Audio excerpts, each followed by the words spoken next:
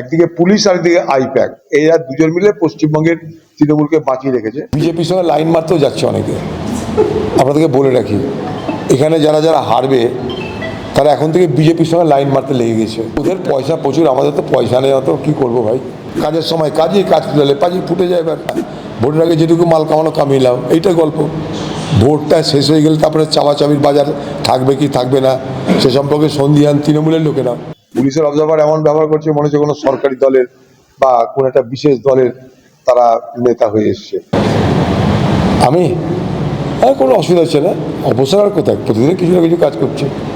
তো দুদিন ধরে তো ঘুরে এলাম বাইরে, কলকাতা গেলাম, আসানসোল গেলাম, এখানে চলছে।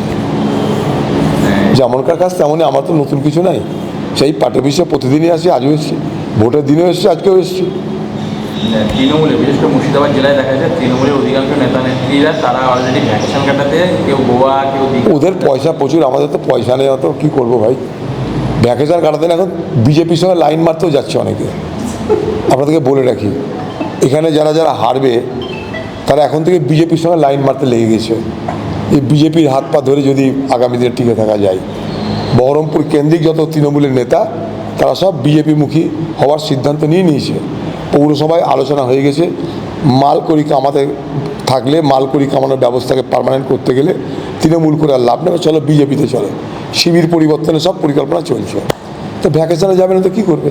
এত পয়সা, এত মালকড়ি কোথায় যাবে মস্তি করতে?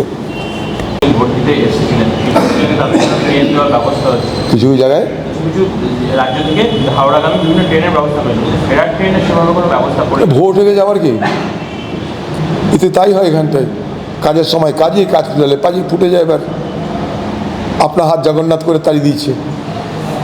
বিজেপি পার্টি তাদের কিছু ভোটার নিয়ে এসছে, টিএমসি তাদের ভোটার নিয়ে এসছে, আপনার হাত জগন্নাথ করে বলছে এবার তোরা আপনা করে খা, আমাদের কাছে এবার করে খা। করে খাওয়া মানে আবার বিদেশে চলে যাও। এই তো বাংলার, এই তো সহানুভূতি, এই তো দরদ, এই তো অনুভূতি।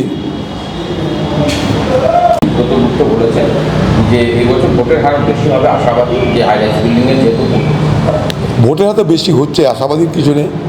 ভোটেররাই বেশি, ভোটের সংখ্যা বেশি হচ্ছে, ভোটের শতাংশ বেশি হচ্ছে, এবং ভোটের শতাংশ বাড়িয়ে দেওয়ার পিছনে নির্বাচন কমিশনের এবং তার সঙ্গে এসআইআরের একটা বড় ভূমিকা আছে।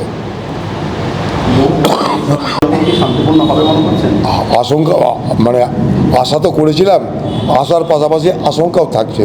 কারণ দ্বিতীয় দফার ভোটে অনেক রকমের সন্ত্রাসের বাতাবরণ তৈরি হচ্ছে। প্রায় 1000-এর বেশি অপরাধীকে গ্রেপ্তার করা হয়েছে। এটা তো আমরা এখানে দেখিনি। আমরা এখানটায় তৃণমূলের অপরাধীদের গ্রেপ্তার করার জন্য বারবার করে পুলিশকে বলেছি, পুলিশ কোনো কর্ণপাত করেনি।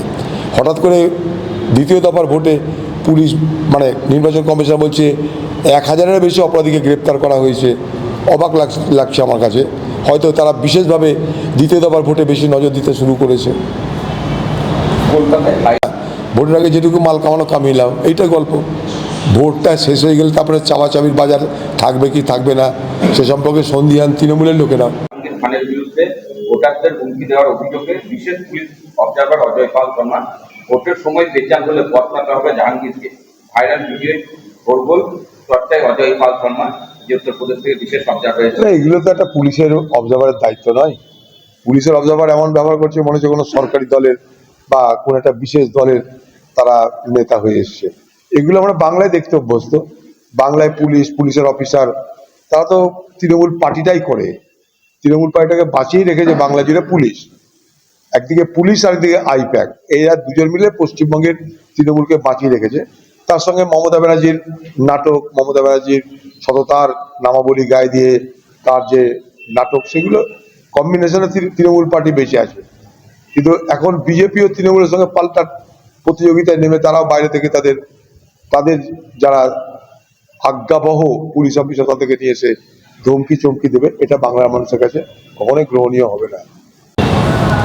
প্রচার শেষ হয়ে গেছে, তারপরে রাত 10টায় অন্নপূর্ণা ভান্ডারের ফর্ম ফিল করার অভিযোগ বিজেপি কর্মীদের বিরুদ্ধে আজ সন্ধ্যে 6টায় শেষ হয়েছে। দেখবে এগুলো নির্বাচন কমিশনগুলো, আমি এখান থেকে বসে কি বলবো? বেআইনি কাজ, মডেল কোটা কোনটা বেআইনি দেখবে নির্বাচন কমিশন। আর নাই তোমাদের কোনো